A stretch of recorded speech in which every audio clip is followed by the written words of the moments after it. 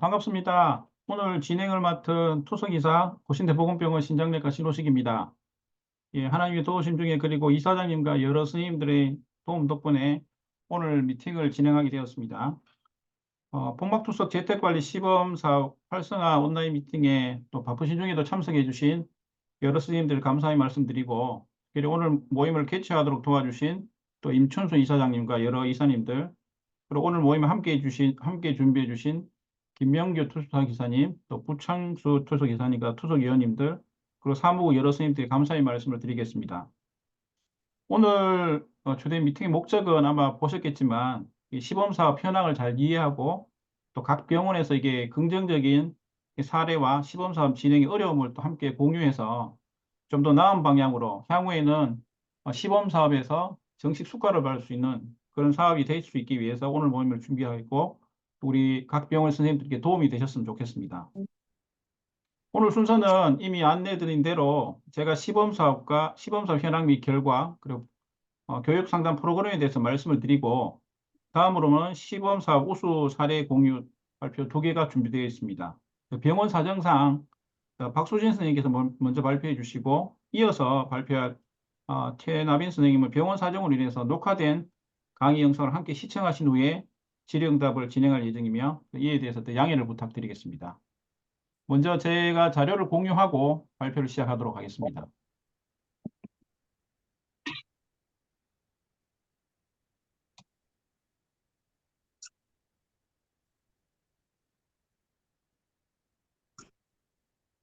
그런데 자료는 잘 보이시는지요? 잘 보입니다. 네, 감사합니다. 제가 말씀드릴 내용은 시범사업 현황 및 결과 복막투석 교육 상담 프로그램에 대한 내용이 되겠습니다.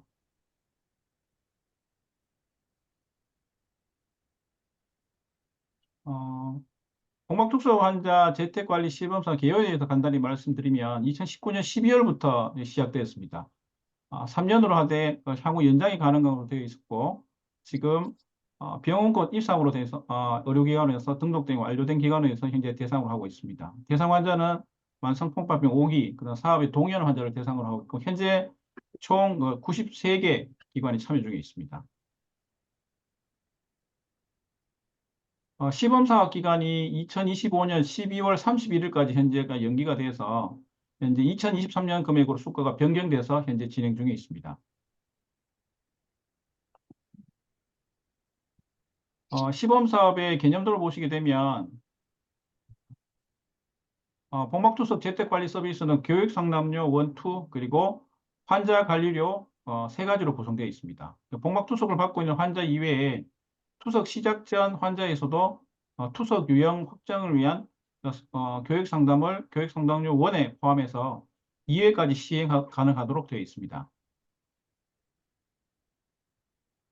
서비스 내용을 보시다시피 신대체요법 결정적 모든 만성 콩팥병 환자가 되겠고요. 교육 상담 1에 대해서 아까 말씀드렸고 원 같은 게 연간 교육 상담 1 같은 경우는 의사가 시행하게 되고 연간 2회, 2 같은 경우는 의사 간호사 연간 6회까지 차기 연도부터는 연간 4회로 되겠습니다. 환자 관리료는 월 1회 신청할 수 있는 것으로 되어 있습니다. 교육 상담료 1 같은 경우는 의사가 환자를 무슨 방으로 들어가서 들어 그러면 15분 다른 이상 선생님도 교육 밖에서 상담을 제공해야 되는 것으로 되어 있고 PD룸을 들어가서 들으라고. 선생님 혹시 들어와 그 음소거 좀 부탁드리겠습니다. 교육 상담료 2 같은 경우는 의사 또는 간호사가 환자를 1대1로 20분 이상 교육을 실시해야 되는 것으로 되어 있고 환자 관리료 같은 경우는 의사 또는 간호사가 전화, 문자 등 양방향 의사소통 관리 서비스를 제공하는 것으로 되어 있습니다. 수가는 보시다시피 교육 상담료는 본인 부담료가 10%이고 환자 관리료는 본인 부담금이 없는 상태가 되어 있습니다. 요양급여 비용 2021년 기준으로 보시면 원 같은 경우는 수가가 한 39,000원 정도, 그다음에 2회까지 가능하니까 차기 연도에 최대 한 8만 원 정도까지 되겠습니다. 따라서 여행급여를 초탈하게 되면은 최대한 50만 원 정도 되는 것으로 되어 있습니다. 복막투석 재택관리 시범사업 관련 청구사항을 보고 드리면 현재 2023년 12월 31일까지 개 기간 중에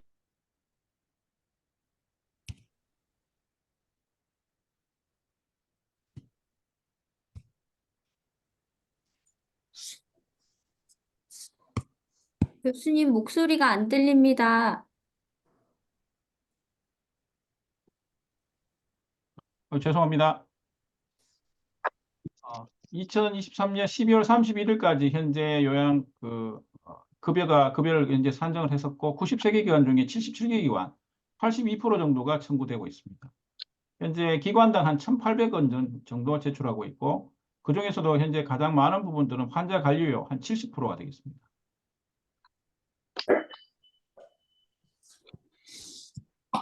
세부 사항을 보시게 되면 월 평균 청구 숫자를 보시게 되면 흑체 건수도 현재 증가 중이고 특히 교육 상담료, 환자 관리료도 계속 증가 추세에 있습니다.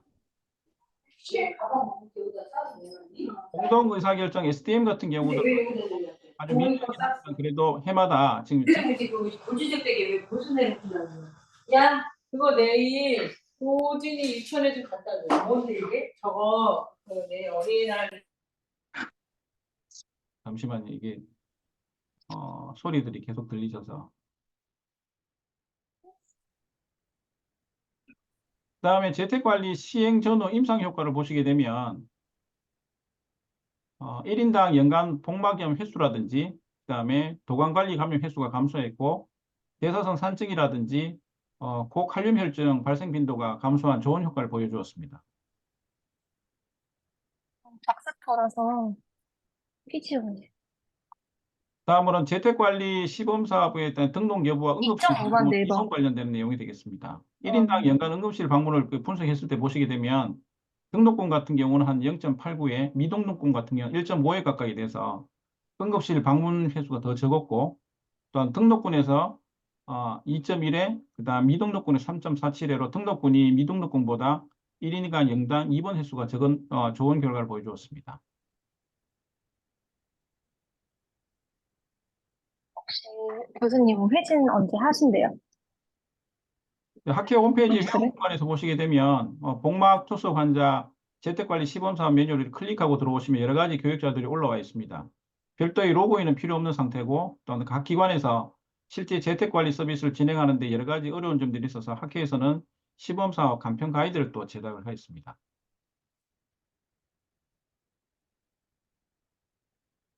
간편 가이드에 있는 재택관리 서비스의 개요와 요양급여 비용 등이 나와 있고, 또 병원에서 준비해야 될 사항으로는 병원 인증서, 환자 동의서, 또 뭐 기록식 양식이라든지 청구 수집된 구축 등이 있습니다.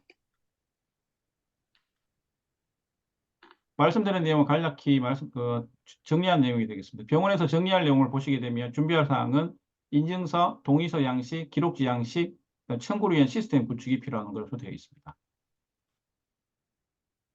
인증서 설치라든지 동의서 양식 준비, 기록시 양식 준비는 읽어보시면 되겠습니다.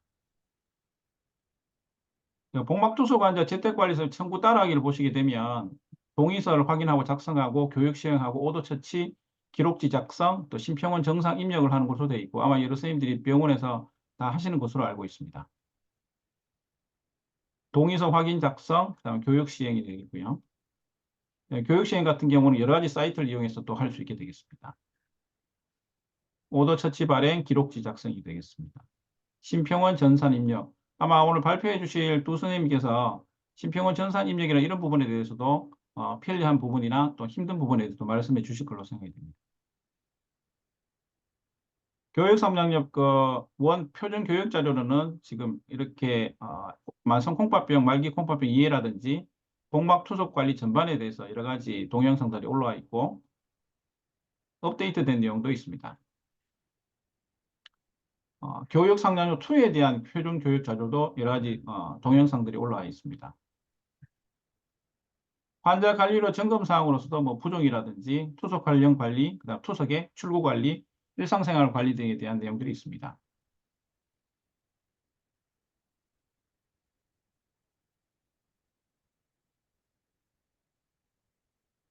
결국은 이렇게 됐을 때 저희가 시범 사업을 한번 하고 다시 연장이 됐는데요. 결국은 최근까지 나온 내용들을 정리하면 입원 환자에 대해서 적용하는 게 더 필요하겠다. 그다음에 교용 상담료 횟수가 제한되어 있는데 좀 넘어서는 것이 필요하겠고 보험 수가를 좀 현실화하고 심평원에 좀 쉽게 입력하면 좋겠다는 게 공통점이 되게 많았습니다. 그리고 공동 의사결정 관련된 별도 수가 분리도 필요하겠습니다. 그리고 환자 특성에 따른 교육 프로토콜 개발이라든지 표준화, 그다음에 2026년에는 본사업 이행 준비를 위해서 필요하겠습니다.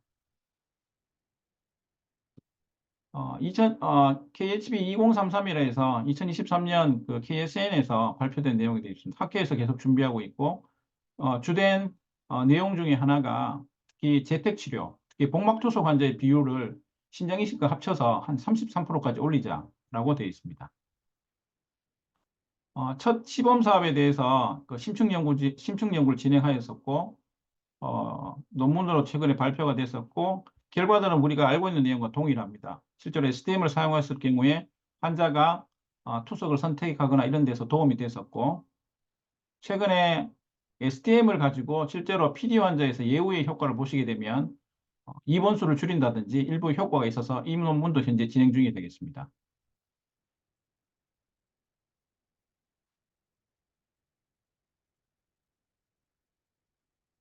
예, 현재 제가 발표한 내용은 여기까지. 혹시 질문 있으시면 부탁드리겠습니다.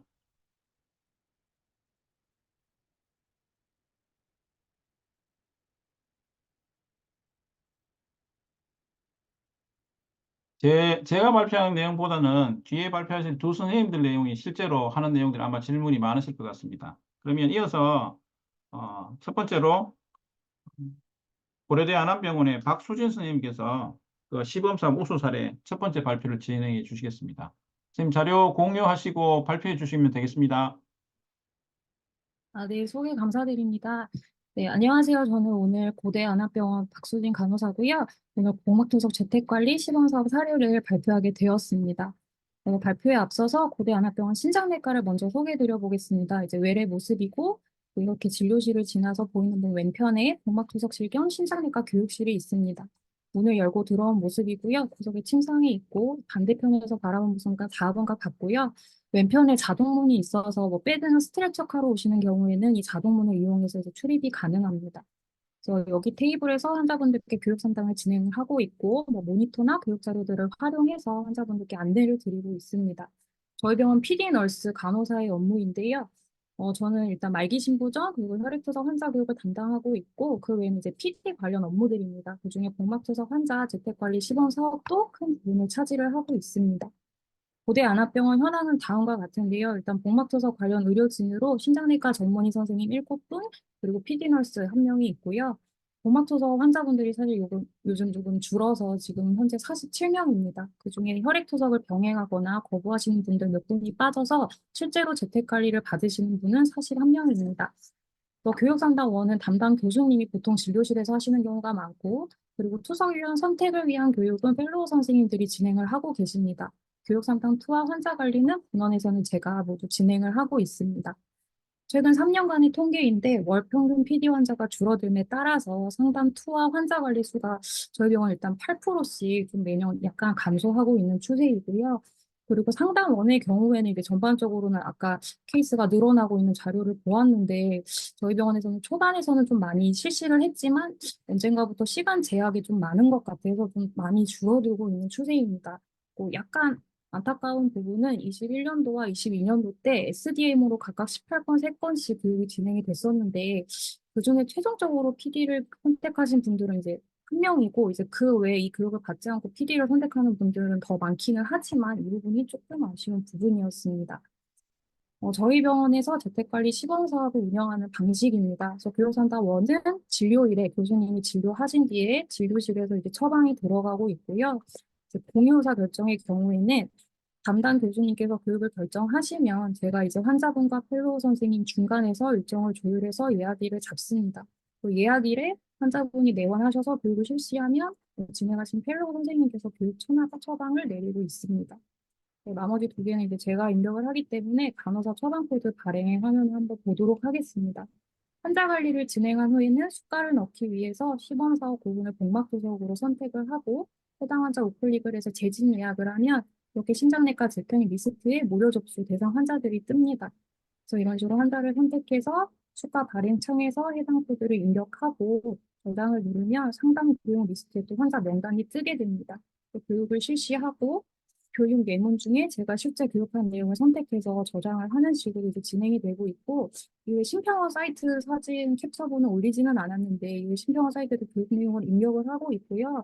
그 신평원에서 안내받은 대로 병원 시스템과 신평원이 연계되게 병원 전산팀에서 개발을 해주신 경우에는 이 병원에서 입력한 것이 그대로 신평원 자동으로 올라가고 있는 것으로 알고 있는데, 저희 병원이나 또 아마 많은 병원들은 그렇지 못할 거라고 생각을 합니다. 그래서 저도 일일이 여기에 입력하고 신평원에 입력해서 좀 약간 이중고가 있어서 신평원에 입력할 때 조금 더 단순하게 입력할 수 있도록 좀 뭔가 변화가 있으면 더 좋지 않을까 좀 그런 생각을 해보고 있습니다. 다음과 같은 내용으로 복지부에서 지정한 그런 교육상담 투나 환자관리 내용을 교육하고 있고 꼭 시범사업 때문만이 아니라 복막투석 전담 선생님들이시라면 환자분들도 일상적으로 많이 좀 설명해 주시는 내용일 것 같습니다. 교육 상담소에 활용하는 자료들이고요. PPT를 개발해서 활용을 하기도 하고, 이제 각 환자 상태에 맞게 그때그때 필요한 내용으로 대부 자료를 제작을 하기도 합니다.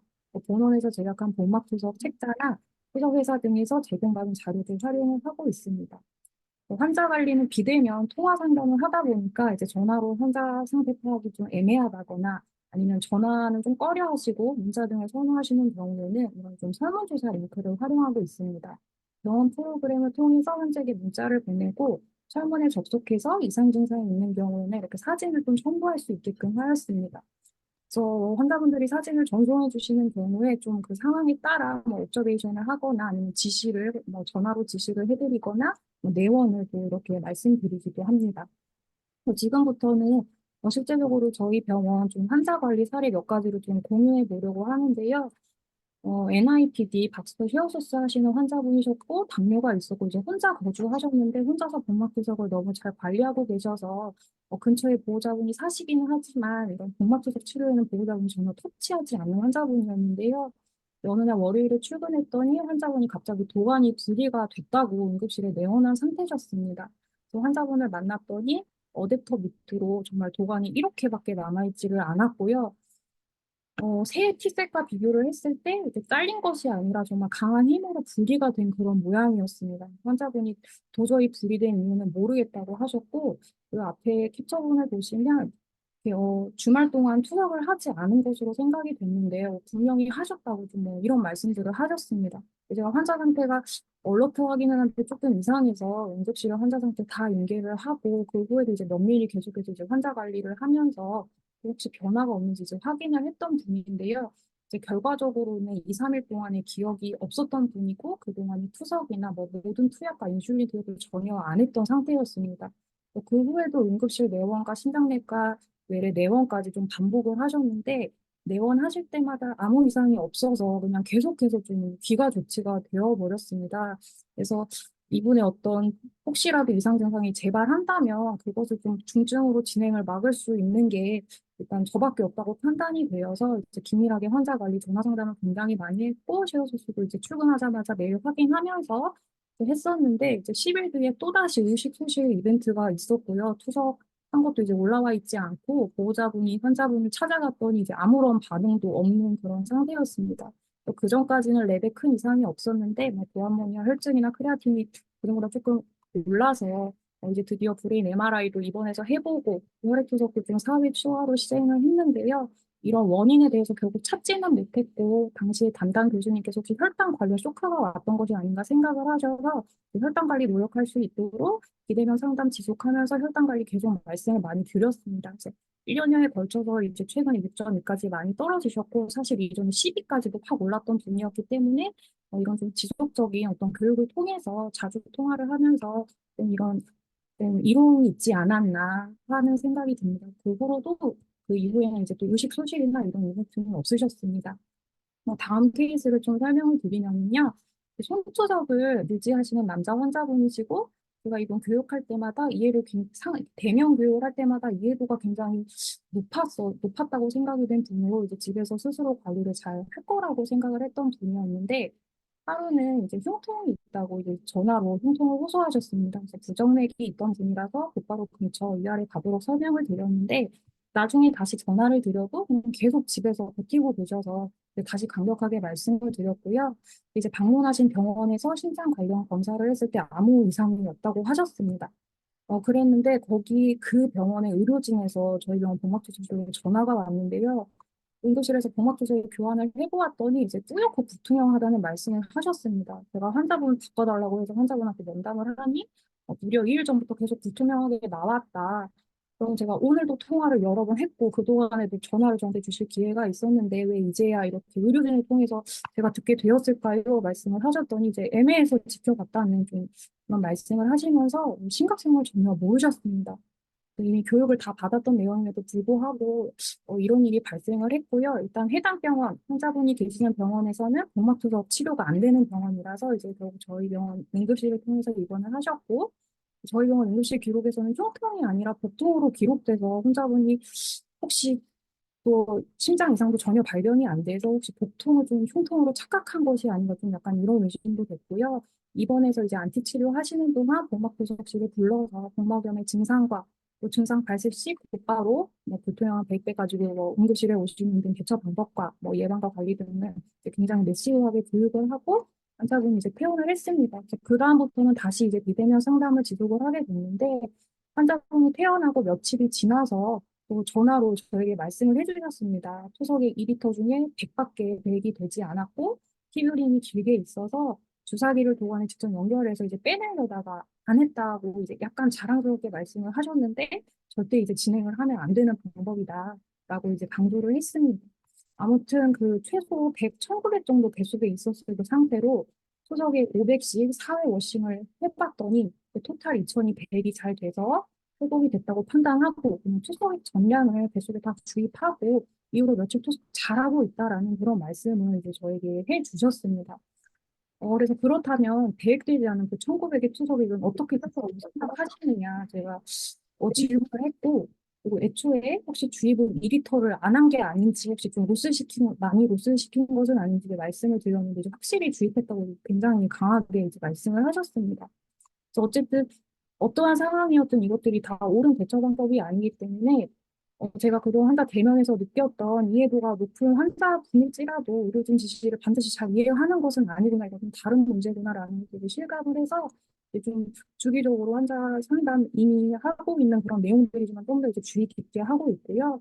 일단은 정확한 주의를 위해서 투석의 교환 절차 주의할 때 다시 집중해서 하실 것을 좀 말씀을 드렸고, 그리고 이렇게 의료진에게 교육받지 않는 내용으로 임의로 판단하거나 해결하지 않도록 이제 강조를 했습니다. 그리고 하필이면 환자분에게 이런 이벤트가 있기 바로 전날에 제가 환자 관리로 전화 통화로 배액 부전이 있거나 피부림이 발생하면 어떻게 대처를 하셔야 되는지 설명을 드렸었는데 바로 그 다음날 이렇게 부적절하게 대처하신 것을 알게 되고 이제 다시 재교육을 했고요. 그리고 1900, 애초에 2리터 뱃속에 주입하신 게 잘 맞는 내용이라면 나중에 뱃속에 4리터 가까이 들어가 있던 상황인 것이다. 복간의 면적 증가 위험성을 잘 인지를 못하셔서 이제 그것도 위험성도 굉장히 강조를 했습니다. 그 이후로도 이제 좀 집중적으로 환자 관리하고 있었는데 임의로 좀 제수량이 너무 많은 것 같아서 투석이를 100씩 덜 주입하고 있다는 것을 또 알게 되었고 그럴 때는 뭐 농도를 맞춰 사용하고 뭐 전화를 주시고 하는 그런 좀 재교육을 드리고 이후에는 이제 별 탈 없이 투석을 잘 유치를 하고 계십니다. 그 다음 환자분은 57세 남자 환자분이시고, 현재는 이제 CAPD 하고 계시고, DM이 있으시고요. 타 병원에서 복막투석을 1년 이상 유지하다가 이제 연고지 관계로 저희 병원으로 전원을 오신 분이었습니다. 이분은 드시는 것 때문에 문제가 계속해서 일어났었는데, 하루 세면이 2,000에서 500으로 줄었다가, 1,000으로 줄었다가, 500으로 줄어드는 이런 케이스가 이제 3건이나 있었고요. 앞에 두 건은 소변이 이렇게 많이 줄었는데도 이제 이상을 못 느끼시고 먼저 전화 상담을 하지 않으셨습니다. 그래서 이렇게 며칠 소변이 줄어든 상태를 유지하던 중에 제가 먼저 전화를 드려서 그때마다 이제 좀 알게 됐던 경우였습니다. 그래서 뭐 건강기능식품이라든가 아니면 타 병원에서 처방받은 엔세이드 복용하고 이런 케이스들이 있었고요. 매번 뭐 건강기능식품이나 약품들 주의하고 이제 하지 말라고 설명을 드렸는데도 이제 좀 3번이나 반복이 됐었고 그중에 한 번은 환자분과 아무리 면담을 해도 소변량이 확 줄어든 이유가 이제 제가 수정과밖에 좀 예측을 할 수가 없었는데 수정과 때문에 이렇게 큰 많은 영향이 있을 수 있나 저도 스스로 조금 고민이 됐지만 환자분이 직접 집에서 여러 가지 재료를 진하게 넣고 굉장히 강하게 만드시는 그런 좀 약간 약재 느낌의 수정과인 것 같아서 이제 복용 중단을 말씀드렸고 그 후에는 소변이 1,800으로 늘었다가 또 다시 또 2,000으로 늘었다가 하는 것을 좀 반복을 했습니다. 이분이 마지막으로 이제 엔세이드 드시고 나서는 소변이 이제 1,500 나중에 늘어나더라도 이제 1,500까지만 늘고 다시 좀 그 이상으로는 늘지 않았는데 자연스러운 잔여신기능 감소로 인한 영향보다는 좀 엔세이드의 영향이 있어서 좀 안타까웠던 케이스였습니다. 같은 환자분이 그 다음에는 이제 저한테 비대면 상담 중에 요즘 저혈당 증상이 너무 심하다는 말씀을 하셨는데요. 점심 식후에 저혈당으로 자꾸 단 음식을 드신다고 하셨습니다. 근데 제 생각에는 이분이 저혈당이 올 수가 없는 그런 상황에 좀 저혈당 증상을 호소하시는 것 같아서 여쭤봤더니 힘들 때 혈압이나 혈당은 전혀 측정을 하지 않았다고 하셔서 제가 저혈당이 아니라 저혈압일 수도 있다고 말씀을 드렸는데 너무나 강하게 이거는 안 봐도 뻔하다 저혈당이 맞다라고 이제 얘기를 하시더라고요. 그래서 이제 설득해서 좀 오후에도 좀 재보셔라. 오전에만 재시던 분이라도 좀 꼭 재보셔라고 측정 지시를 하였고, 환자분이 쟀는데 혈압이 오후쯤에 항상 한 70대 정도로 떨어졌던 것 같습니다. 저혈당이 아니라 저혈압이 맞았고, 그래서 이제 담당 교수님한테 말씀을 드려서 혈압약을 감량을 하게 됐고요. 이후에는 이제 혈압 관리, 꾸준한 혈압 측정과 그리고 뭐 아침에 혈압이 낮은데 또 혈압약을 복용해서 더 떨어지는 그런 일이 있기 때문에 좀 그런 여러 가지 설명을 드렸고 그리고 이제 혈당 관리 측면에서도 헤모글로빈 A1C가 높은 분이었는데 이제 착각으로 인해서 계속해서 간식을 이제 추가 섭취했기 때문에 그런 것도 좀 많이 설명을 드렸습니다. 좀 이런 여러 가지 케이스를 경험을 하면서 제가 이분이 PD를 유지하던 분이라서 좀 이런 일들에 제가 몇 가지 이제 놀래가지고 신앙교육에 준해서 저희 병원에서 전반적인 교육을 실시를 했었고요. 좀 잘하실 수 있을까 걱정도 했는데 교육 내용에 이제 수행을 하는 정도가 이제 매우 높았습니다. 그래서 이제는 조금이라도 이상한 증상이 있으면 바로 복막투석실에 문의 전화를 주시고 저와 연결이 되지 않으면 뭐 응급실이나 외래 내원병을 통해서 전화 문의를 잘 하시고 이제 병원에도 잘 오십니다. 이 소변은 앞에서 본 그 1,500에서 조금씩 더 줄어서 지금 그래도 충분하게 1,200, 1,300 충분하게 유지가 되고 있고 혈당은 제가 볼 때마다 많이 이제 설명드리고 전화로도 많이 강조를 하지만 이제 안타깝게 혈당만 빼고 이제 모든 것이 다 잘 조절 중이고요. 개인적으로는 이번에 헤모글로빈 A1C도 첫 케이스 환자분처럼 좀 7 미만으로 떨어뜨려 보는 게 지금도 저의 목표입니다. 어, 이런 발표를 하게 되면서 아무래도 환자 관리에 좀 더 집중을 하게 돼서 발표 준비를 하게 되다가 최근에 이제 교육상담 2를 좀 공유하고 싶은 사례가 있어서 준비를 했습니다. 저희 병원에서 신입 PD로만 17년간 PD를 유지하시는 여자 환자분이신데요. 제가 토요일에 근무하지 않는 날 회사 담당 선생님과 그리고 저희 병원 응급실로부터 저에게 연락이 개인적으로 왔습니다. 환자분이 집에서 투석이 대응이 너무 잘 안 돼서 응급실에 와 있는 상황이라고 이제 문의 전화가 오셨는데 뭐 예상되는 원인이나 대처 방법이나 뭐 해봐야 될 뭐 필요한 검사들 인계를 드렸고 검사 결과는 다 이상이 없다고 하셨습니다. 제가 복부 엑스레이의 도관 위치도 괜찮은지 좋은지 여쭤봤는데 잘 좋다고 이상이 없다고 하셨습니다. 근데 조치 없이 그냥 고막투석액을 연결했더니 갑자기 진행이 돼서 이제 퇴원 조치가 됐다고까지 제가 이제 연락을 받았는데요. 이제 월요일에 출근을 했더니 고막투석실 앞에 환자분이 대기를 하고 계셨고, 왜 아침부터 오셨는지 여쭤봤더니 토요일에 기간 후에 또 주일에 투석이 안 되어서 이제 주일에도 응급실에 왔었던 상황이었습니다. 토요일 밤 10시에 마지막 투석을 교환하고 월요일 아침까지 이제 전혀 투석을 하지 못한 상태였고요. 그래서 그 전날에 검사만 하고 이제 퇴원을 했던 상황이었습니다. 그래서 제가 사실 괜찮았다고 인계를 받았던 그 엑스레이를 한번 열어봤는데 도관이 전혀 괜찮지가 않았습니다. 그래서 이렇게 위로 올라가 있었고, 카테터 마이그레이션이 있었고, 뭐 이 이유뿐만 아니라 혹시 뭐 피부린이나 다른 원인을 확인하기 위해서 시린지로 이리게이션을 해봤는데요. 피부린은 그냥 하나 나왔고, 이거질 때 통증이 전혀 없어서 오멘탈 랩핑 같은 것은 의심되지 않는 상황이었습니다.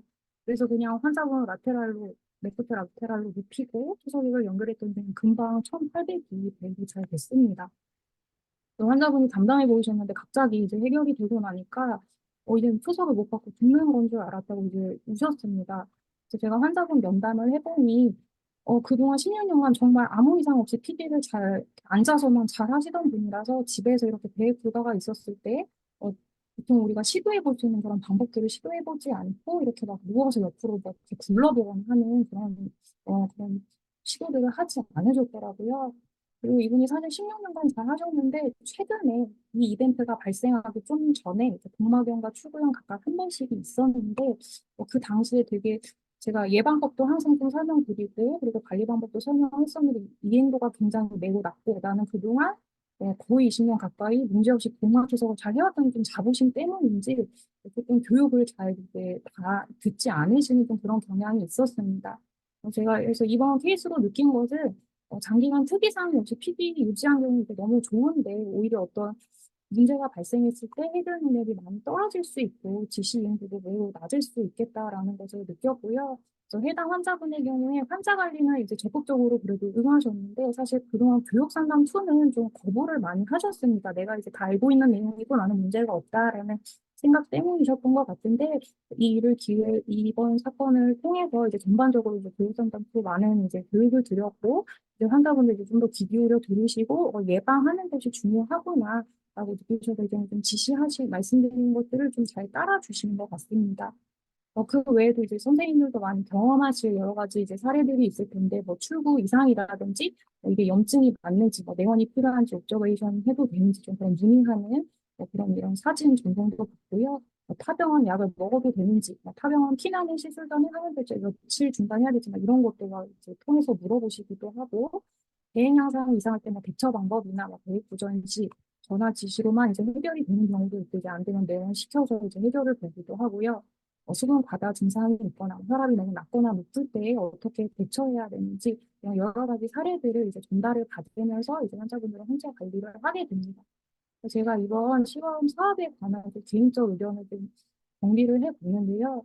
일단은 환자 관리 효과가 큰 것 같습니다. 그래서 문제를 예방하기도 하고 또 문제가 생기더라도 뭔가 좀 더 중증으로 진행되는 것을 방지하는 그런 좋은 효과가 있는 것 같고 그리고 또 이런 수가 발행뿐만이 아니더라도 PD 선생님들도 저도 아마 다들 이제 환자분들에 대해서 적극적으로 책임을 가지고 이제 많이 교육을 하고 있어 왔겠지만 그래도 이 사업을 통해서 조금 더 적극적인 보람이 증가하는 그런 긍정적인 영향도 있는 것 같습니다.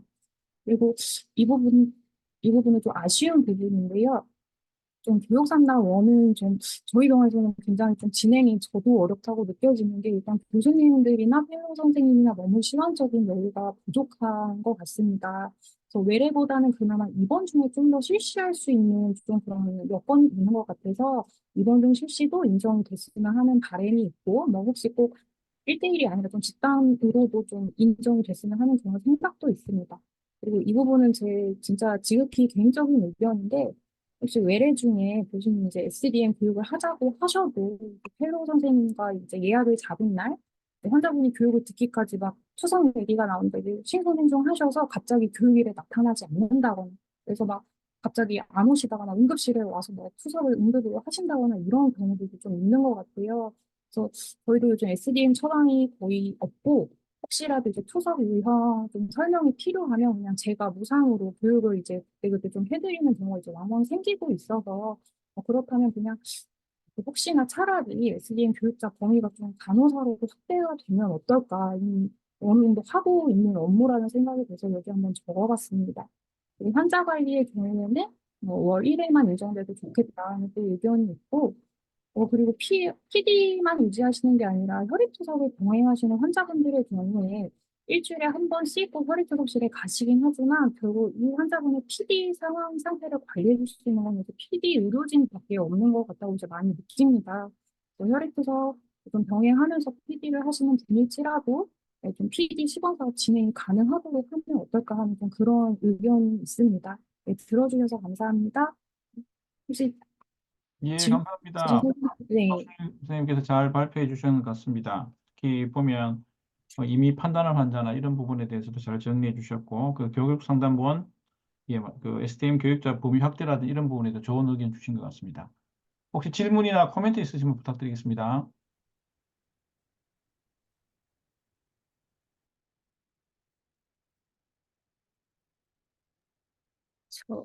교수님, 저 질문 하나만 해도 될까요?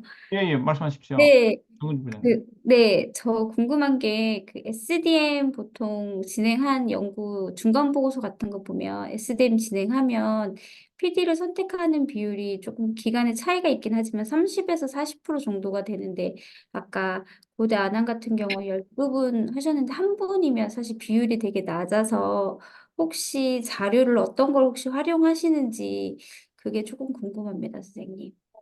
저희가 이제 사실 그 18건 한 적이고 3건이 한 적이 있는데 이제 그때마다 이제 토탈 한 건이시긴 하셨거든요. 그래서 교육 상담하실 때는 그때 저희가 초기에 받았던 캘린더 같은 대한신장학회 내용으로 제작된 거를 이제 활용하시는 펠로우 선생님도 있으셨고 아니면 그냥 구조 설명을 선호하는 펠로우 선생님들도 있으셨고 약간 펠로우 선생님마다 좀 교육 자료는 달랐던 것 같습니다. 근데 어, 뭔가 좀 더 저도 늘 뭔가 좀 되게 안타까운 부분이라고 좀 그때 당시에 생각을 하기는 했습니다. PD 환자 선택이 너무 저희 병원에서 유난히 적은 것 같아서. 그래서 사실 그래서 요즘 SDM 교육은 진행이 안 되고 있고 이제 좀 투석형 선택이 필요하신 경우에는 제가 뭐 피터리로 하거나 아니면 제가 진행을 맡고 있는 말기신부전 교육 내용에도 투석 유형 기도 내용이 있어서 그걸 통해서 대체하거나 좀 그런 식으로 많이 진행이 되고 있습니다. 예, 감사합니다.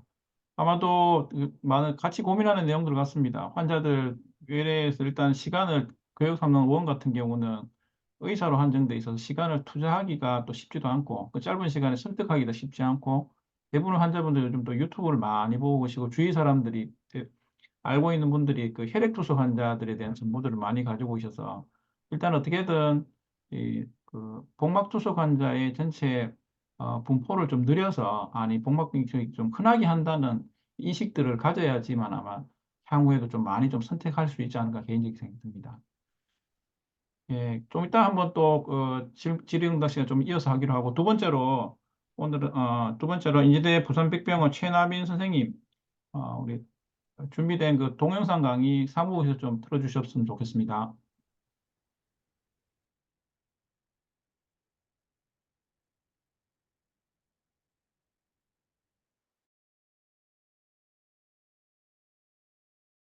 안녕하십니까. 복막토석 재택관리 성과 및 사례 발표를 맡은 인제대 그 부산병원 소리를 좀 더 크게 해주세요.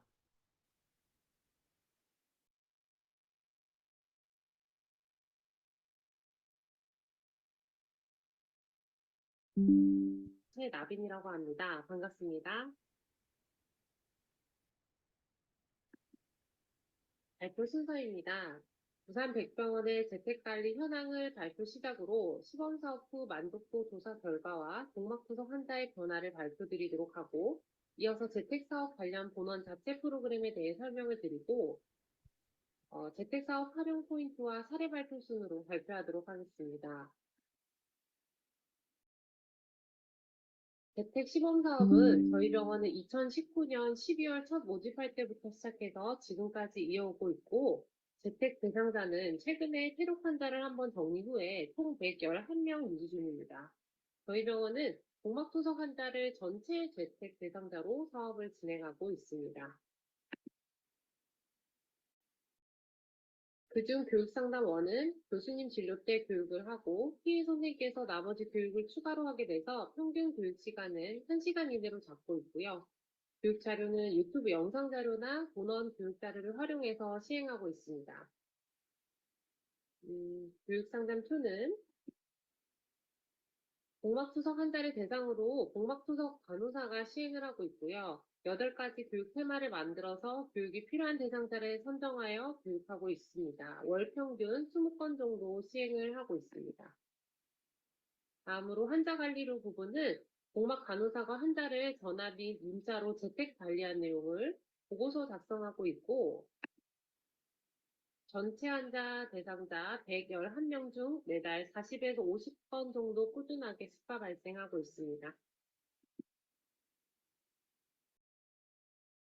저희 병원 자체적으로 만족도 조사를 시행하였는데요. 재택 시범 사업을 시작하고 도왔던 부분으로 가장 많은 답변을 들은 것은 후속에 부족한 사항을 미리 한번 체크해 볼 수가 있었다는 점이었습니다. 두 번째로는 전화로 건강 상태가 체크가 가능해서 필요한 경우 외래나 응급실 진료가 빠르게 이어져서 상태가 악화되기 전에 진료가 가능했다는 답변이었습니다. 그 이외에도 정규 진료 시 문제가 있었던 점을 중간중간 점검을 해주셔서 관리에 소홀해지지 않았다는 평이 있었습니다. 재택 시범 사업 후 복막투석 환자의 응급실 내원 수가 감소했다는 연통계입니다. 그래프에서 보시는 것과 같이 2019년부터 2023년까지 응급실 내원 환자는 줄고 외래 추가로 내원하는 환자는 늘었다는 것을 알 수가 있었습니다. 지금까지 들어오신 내용을 보셔서도 아셨을 테지만 재택 사업을 대상자를 넓혀 나가고 이를 활발하게 이어나가는 것에는 복막투석 간호사의 역할이 굉장히 중요한 상황입니다. 하지만 반대로 재택 사업이 복막 간호사의 업무 분장이 늘어난다는 단점이 있을 수 있는데, 저희 병원은 심평원에서 제공하는 프로그램 이외에 2020년에 병원 자체적으로 재택 관련 접수와 수납 프로그램을 생성하여 운영하는 방법으로 재택 관리자의 업무 강도를 완화하였습니다. 저희 병원 프로그램을 소개시켜 드리자면, 복막투석 재택 환자의 명단을 병원 프로그램에 따로 생성을 시키고, 원무부와 보험심사과, 진료부, 간호부가 협의해서 재택 하이패스 수납 시스템을 만들었습니다. 이 시스템은 재택 중에서도 환자 관리로에만 해당이 되는 부분인데요. 월 2회 이상 양방향 의사소통이 끝난 환자를 대상으로 리스트업이 되어 있는 명단에서 오른쪽 요청 빨간색 버튼을 누르게 되면 자동으로 접수와 처방, 수납까지 완료되는 원스톱 시스템입니다. 보고서 작성하는 일 이외에도 간호사의 업무를 줄일 수 있는 방법을 교수님과 논의를 하다가 만들어지게 된 시스템인데요. 접수와 수납이 간편해지면서 환자 관리 건수가 2배 이상 늘었고, 학과의 재택 사업에서도 이를 활용하기 위해 벤치마킹하는 등 본원과 이어져 있는 일산, 상계, 해운대 백병원에서도 해당 프로그램을 개발 중에 있습니다. 저희 병원이 재택 사업을 잘 활용하는 포인트를 3가지 정도 추가로 더 설명을 드리자면, 첫 번째가 카카오톡입니다. 카카오톡에 개인 상담 및 전체 환자 오픈 카톡방을 이용하고 있는데요. 최근 전공의 파업에 관련된 교수님 진료 일정을 응급 공지한다든지 좋은 투석 정보를 공유를 하고 올바른 투석 생활을 환자분들과 정보 전달을 하면서 유대감 형성에도 좋은 역할을 하고 있으며 개인 상담으로는 민간 정보를 포함한 환자 상태 변화를 체크하는 것에 활용하고 있습니다.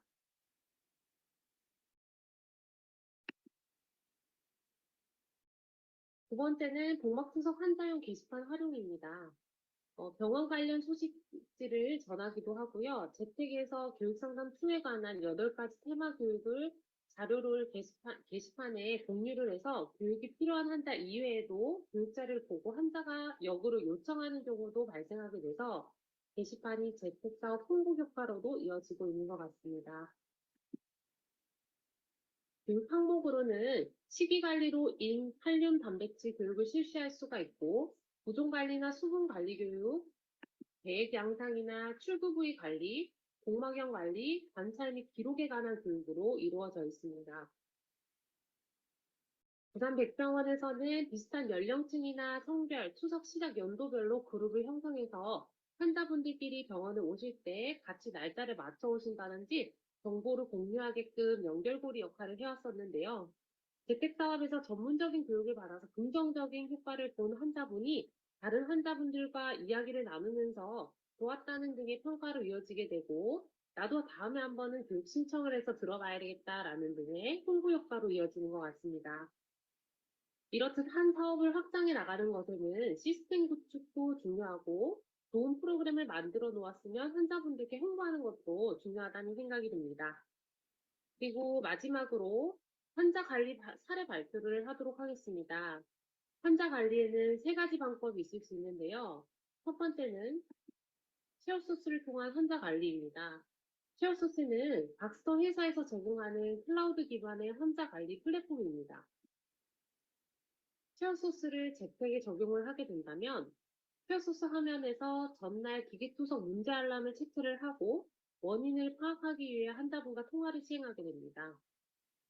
전화 상담 후에 문제가 있었던 환자분은 내원 지시를 하게 되고 진료 후에 디바이스 세팅 변경을 하게 되고 이후 집에서 적용 뒤에 경과 관찰을 위해 추가로 전화 상담을 시행하게 되고 해당 내용을 재택 추가로 발생하게 됩니다. 다음으로는 재택사업에서의 대상자 사례를 2가지 발표해 드리도록 하겠습니다. 한 달에 4주 기준으로 했을 때 한 주는 손투석을 하시고 나머지 3주는 기계투석을 하시는 재택 대상자 분이시고요. 이분은 몇 달간 지속적으로 노폐물 수치가 상승이 되는 것을 관찰되어서 기계투석에 있어서 문제점을 파악하게 되었는데 지난달 처방받아간 손투석액은 일주일 중이었고 쉐어소스 한 달 기준으로 확인을 해보니 11일 정도 기계투석을 하지 않았던 것으로 확인이 되어서 남은 투석액과 손투석 시행일수, 기계투석 시행일수 등 맞지가 않아서 내원 지시 후 재택교육 상담 2에서 투석 방법 교육을 실시하였고 이후 지속적인 환자 관리를 통해 전화 및 문자 상담을 시행하게 된 케이스입니다. 두 번째 쉐어소스 사례입니다. 혹시 복막염은 아닐까라는 내용인데요. 남자 55세 환자분이시고 평소 이분은 큰 문제가 없었던 분인데 갑자기 쉐어소스 상에서 기계투석 계획 알림이 울리면서 전화통화를 시행하게 되었고 환자분은 투석액도 맑게 나오고 뭔가 기계에 에러 같다라고 말씀을 하셔서 하루 정도 더 지켜보자 말씀드리고 다음날 전화를 해보니 여전히 투석액은 맑게 나오는데 어제는 별로 아프진 않았는데 오늘은 배가 살살 아프다라고 말씀을 하셔서 종합해보니 3일간의 배액 관련 알람, 복통호소, 평소 기계투석의 알람에 문제가 없었던 분, 조금 애매하긴 했지만 이 3가지 사항을 종합해보고 혹시 복막염은 아닐까라는 생각에서 내원 지시를 하게 되었는데 그 결과 환자 심하지 않은 초기 복막염 상태셨고 가정에서 할 수 있는 자가 항생제 치료를 시행하게 되었습니다. 재택에서 쉐어소스와 재택 대상자가 아니었더라면 이렇게 초기에 발견할 수 없었던 사례라고 생각합니다.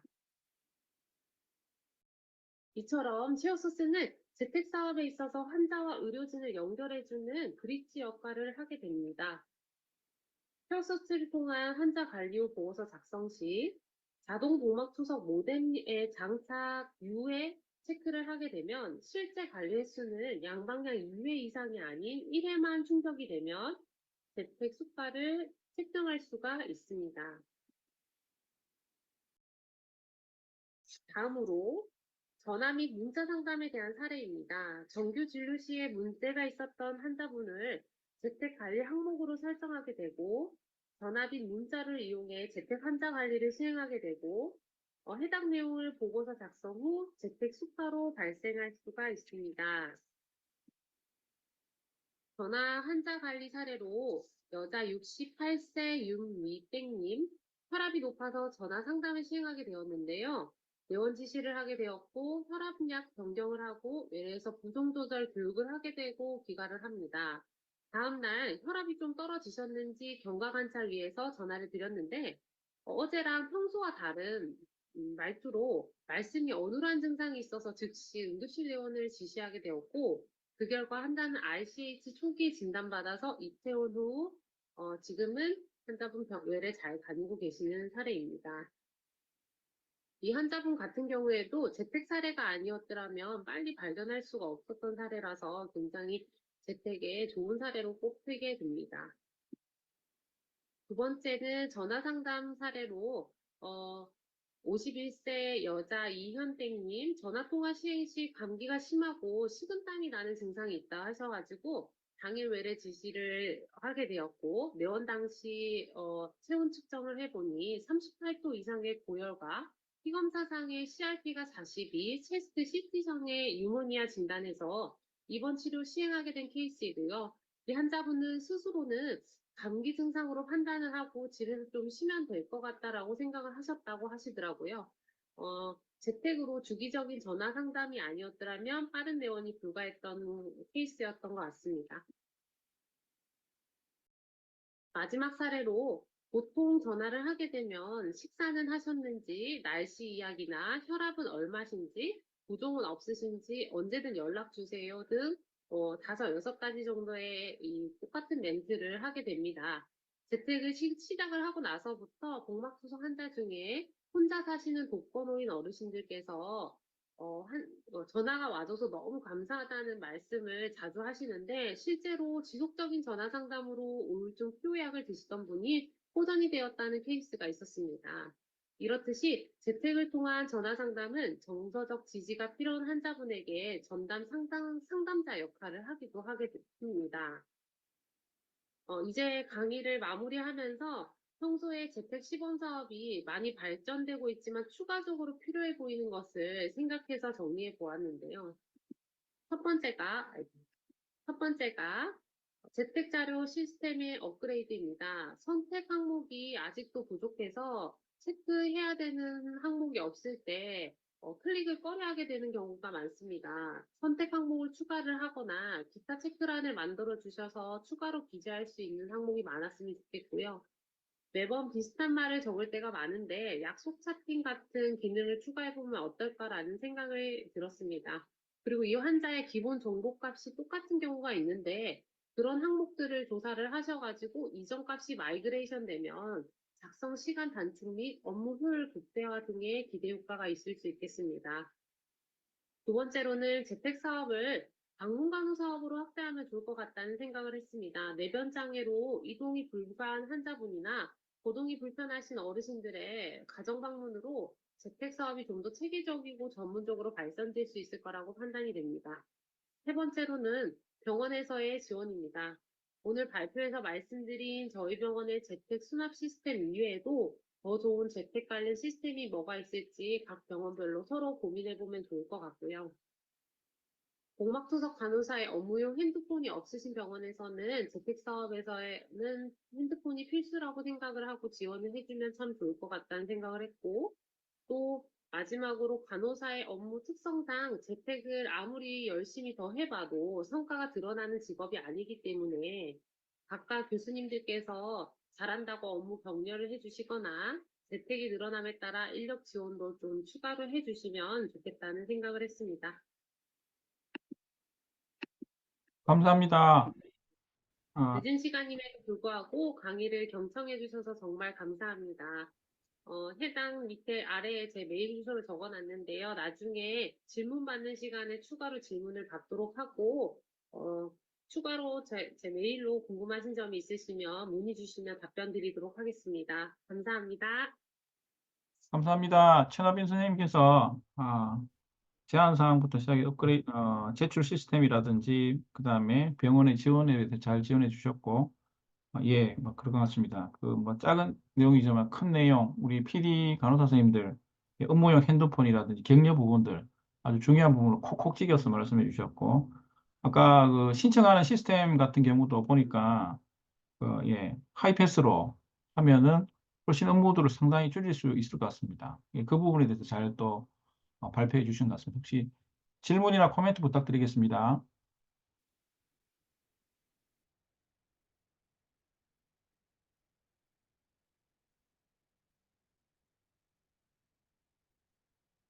예, 제가 질문 하나 드리겠습니다. 최남인 선생님께. 그 보니까 그 백병원에서는 연령대별 투석 시작 연도별 환우 모임을 한다고 해서 최근에 본 것 중에 보통 저희들은 이식 환자들 대신 안 그러면 암 환자분들 이렇게 환우 모임이 있는 거 봤었는데 복막 환자분들 이렇게 특별히 또 연령대별로라든지 시작 연도별로 이렇게 구성하는 게 굉장히 특이하다고 생각이 들었습니다.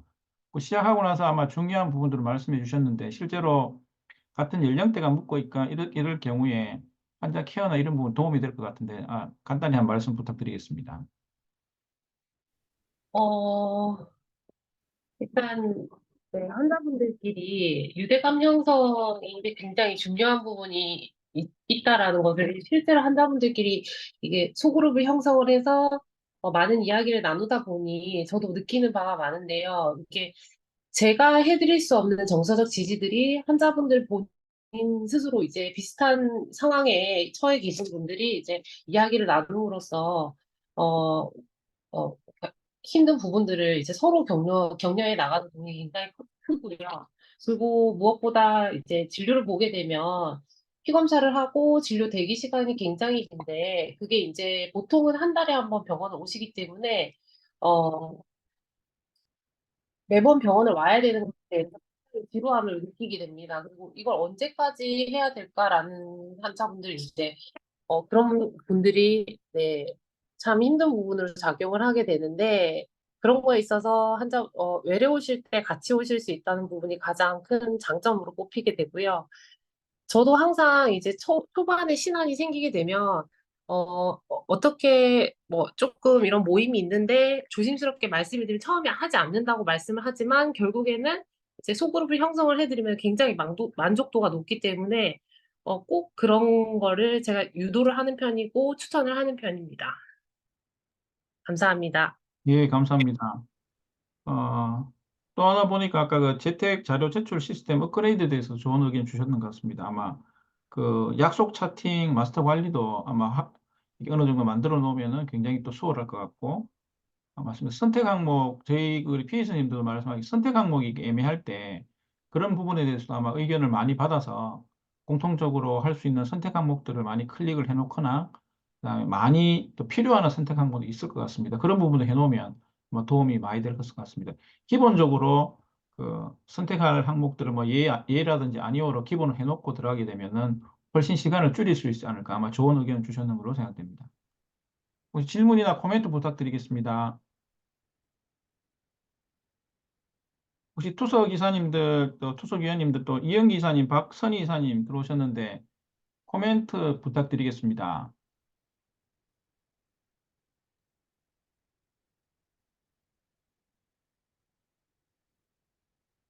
예, 정적이 그러고 있습니다. 예. 혹시 정은주 부장님 혹시 보시고 저희 계속 모임에도 참석해 주시고 그다음에 이때까지 몇 차례에 걸쳐서 이 온라인 미팅이 계속 되어졌는데 저도 개인적으로 참여하면서 이게 비슷하다는 제안이 있지만 또 특이하게 이렇게 백병원에서나 안 그러면은 고대 안암병원에서 또 이렇게 생각지도 못했던 것들을 또 하시는 파트도 굉장히 많은 것 같습니다. 어떠신지요?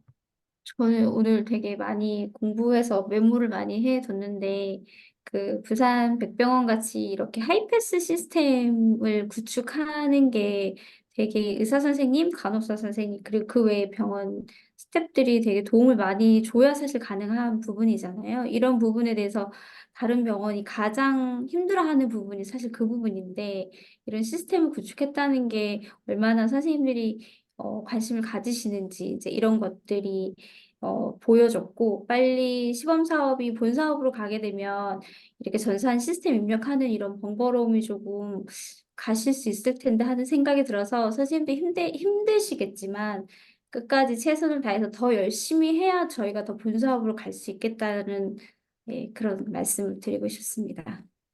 예, 감사합니다. 그 고려대 안암병원 또 우리 선생님께서 발표하신 내용 중에서도 그 교육 상담론 원 같은 경우 실제로 STEM 그 원 같은 경우에는 STEM 결정 이런 부분에 대해서 그 교육할 수 있는 의료진의 범위를 간호사까지 참 넓히는 것이 개인적으로 참 필요하다는 생각이 많이 들었었고 그러하게 되면 좀 더 많은 환자들이 실제로 투석 선택할 때 항상 저희들도 컴플레인 받는 게 아무리 설명해도 나중에 선택하시고 나서 어? 시간 좀 있으면 저 딴 거 했을 건데 이렇게 들을 때 이렇게 우격다짐으로 말씀은 드리긴 하지만 제 속으로는 좀 안타깝다는 저희가 좀 시간이 조금 더 있으면 서비스를 더 해드릴 수 있는 게 그런 마음도 들었고 오늘 그 부분에 참 잘 지적해 주셨는 것 같고 또 하나는 아까 중요한 내용 중에 환자 이해도는 굉장히 높은데 다 아는 것 같은데 의료진 지시사항은 일치하지 않을 경우에 참 그럴 경우에 이미 판단하는 부분에 대해서 아마 중요하게 지적을 해 주셨는데 박수 선생님, 그 이미 판단하는 환자, 특히 이해도는 높은데 의료진 지시사항이 일치 않을 경우에 대해서 한 번만 더 간단하게 말씀해 주시면 감사하겠습니다. 이제 보통 이제 이해도가 높다고 생각되는 경우는 교육할 때 이제 굉장히 이제 리액션을 풍부히 하실 뿐만 아니라 이제 저한테 질문을 하실 때 이제 너무 맞는 그런 포커스로 질문을 하셔서 정말 이해를 잘 하셨구나라고 생각을 하게 되는데요. 사실 공막투석을 시작할 때 교육을 잘 받으신 경우에는 아무래도 약간 저도 모르게 환자분한테 신뢰감을 가지면서 이외 좀 이해도가 낮았다고 판단된 분들보다는 조금 약간 좀 교육의 어떤 그런 강도가 조금 낮아졌던 것 같습니다. 그래서 이번 케이스를 통해서 그냥 정말 약간 제로 베이스처럼 생각을 하고 이제 많이 강조를 했고 그리고 자꾸만 이제 환자분이 오히려 이분도 사실 뭐 제가 알기로는 회사에서 굉장히 중역이시고 좀 약간 스마트하신 분으로 알고 있는데 그런 분들이 또 은근히 약간의 어떤 고집이 있는 경우도 이번에 많이 느껴서 그냥 좀 더 자세하게 막 이해를 잘 하시니까 저도 계속 디테일하게 이렇게 설명을 많이 드리다가 이제는 그냥 굵직굵직하게 정말 이렇게 하셔야 된다고 이렇게 약간 좀 지시 아닌 지시를 많이 하게 되는 것 같고 그치만 또 이제 격려도 같이 해드려야지 이제 좀 더 잘 받아들이셔서 이제 약간 당근과 채찍처럼 많이 이제 그냥 반복 설명밖에 이제 답이 사실은 없는 것 같고요. 그래서 좀, 좀 지시를 잘 못 따라오시는 경우에는 그냥 전화 확인을 자주 하면서 또 환자 관리 병행하면서 하면 이제 환자분도 점점 좀 복막투석 치료 맞는 방법으로 조금 녹아드시게 되는 것 같습니다. 예, 감사합니다. 참 동의되는 말씀입니다. 마지막으로 한 가지 질문만 더 받겠습니다. 혹시 있으신가요? 예, 이제 우리나라, 저를 포함해서 우리나라 선생님들은 이렇게 손 들고 이렇게 말씀하시기가 참 쉽지 않은 것 같습니다. 그래도 오늘, 두 분의 선생님께서 실제로, 어, 시범사업 우수 사례 관련해서 필요한 제안들을 참 잘해 주신 것 같고, 실제 내용 관련해서, 그 다음에 프로그램 관련해서 실천할 수 있는 부분들을 잘 말씀해 주시는 걸로 생각합니다. 바쁘신 중에도 오늘 또 참석해 주신 또 여러 선생님들, 또 투석 이사님들, 선생님, 죄송한데 어제 김세준 교수님이 말씀하신 그 태블릿 광고 한 번만. 다행이지. 아, SD, 예. 맞습니다. 제가 그 자료를 제가, 맞다. 그 다행 캠페인 그 말씀하신 그 말씀이죠. 네네, 맞습니다. 그 오늘 광고 해달라고 교수님 말씀하셨어가지고 어제 아, 구두를 간략하게 교수님 설명하시고 어차피 학교에서 공지 나갈 거니까 구두로 그래도 알려주시면 좋을 것 같습니다. 혹시 부장님께서 혹시 간략하게 좀 해주실 수 있을까요? 그 아, 내용. 네, 제가 말씀드릴게요. 네. 지금 학회에서 다행 캠페인을 하고 있는데, 아까 그 안암이랑 다 쓰시는 자료가 다 좀 다르잖아요, 병원마다. 그래서 학회 차원에서, 태블릿에다가 모든 교육 프로그램과 복막투석 환자의 뭐 후기 이런 걸 담아서 태블릿을 학회에서 제공한다고 합니다. 그런데 병원에 이제 하나씩 제공을 할 건데, 일단 시범 사업에 등록된 선생님 병원에 한해서 신청을 하시면 태블릿을 하나씩 받으실 수 있어요. 그래서 앞으로 학회에서 공지가 나갈 건데, 그 기간에 놓치지 마시고 신청을 해주셔야 그 태블릿을 받으실 수 있을 것 같습니다. 그러면은 이제 병원마다 동일한 자료를 가지고 선생님들이 활용하실 수 있고, 그리고 청구할 때 저희가 환자의 교육하는 시간, 실제적으로 선생님들이 페이스 투 페이스로 교육하는 시간 외에 교육하는 그 환자가 그 영상을 보는 시간도 다 저희가 청구하는 시간에 포함이 될 수 있거든요. 그래서 환자들에게 다양한 자료를 제공할 수 있도록 학회에서 그런 노력을 하신다고 합니다. 그래서 이거를 오늘 꼭 공지해달라고 학회에서 말씀을 주셔서 제가 신원식 교수님 대신으로 공지 드립니다. 네. 아유, 감사드립니다. 제가 중요한 걸 놓칠 뻔했습니다. 다행 캠페인의 일환으로 아마 그 태블릿 PC를 보급합니다. 아마 공통된 주제로 인해서 환자분들에게 잘 설명할 수 있을 것 같고 학회에서 공식적으로 한번 광고를 또 드리도록 하겠습니다. 그때 다 신청해 주셔서 또 복막 환자들에 대한 설명 효과나 환자 만족도를 올리는 데 도움이 되셨으면 좋겠습니다. 오늘 1시간 동안 참석해 준 여러 선생님들 감사의 말씀을 드리고 또 그 시범사업 현황 파악이라든지 또 각 병원마다 필요한 긍정적 사례나 필요한 부분들에 대한 제안들 잘 해주신 것 같고 개인적으로 하나 인상적인 것들은 우리 복막투석 간호사 선생님들이나 PA 선생님들은 적극적인 격려, 그 다음에 할 수 있으면 병원에서 우리 보통 이식 코디 선생님들 같은 경우 저희 병원도 개인 휴대폰이 아니고 그 업무용 휴대폰이 따로 지급이 됩니다. PD 선생님들 같은 경우도 따로 환자들을 응대를 하시기 때문에 꼭 필요할 것 같고 그런 부분도 작지만 아주 중요한 부분으로 생각합니다. 오늘 참석해 주신 선생님들 감사의 말씀드리고 다음에 여러 가지 광고로 인해서 다시 한번 또 학회에서 말씀을 드리겠습니다. 감사합니다. 감사합니다. 감사합니다.